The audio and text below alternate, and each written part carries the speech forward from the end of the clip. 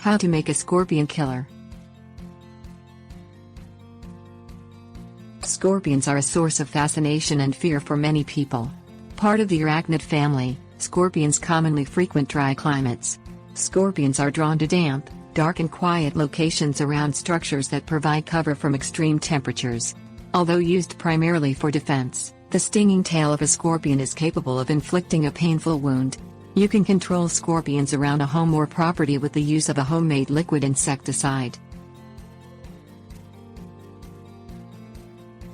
Things you'll need: container, water, propylene glycol, measuring cup, gloves, safety glasses, mask, boric acid, spray bottle. Pour 1 gallon of water into a container with a lid. Add 1 gallon of propylene glycol to the water. Place the lid on the container and shake to mix. Measure the liquids with a measuring cup. Loosen the lid on the container and set it in full sunlight for 4 to 6 hours.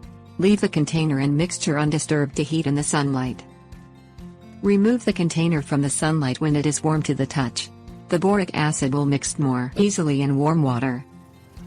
Put on safety glasses, gloves and a face mask for protection.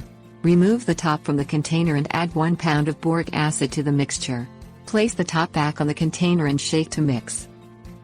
Pour the mixture into a spray bottle.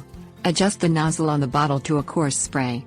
Spray the mixture along cracks, crevices and in dark and damp areas where scorpions tend to hide. Leave the spray undisturbed to work into wood and cracks. Tips: warnings. Use boric acid as the main insecticide as it is a natural product that is mined. Boric acid is effective on many insects and pests including scorpions as it dehydrates the insects from the inside and out, resulting in death. Use caution when treating areas accessed by children and pets to prevent accidental ingestion.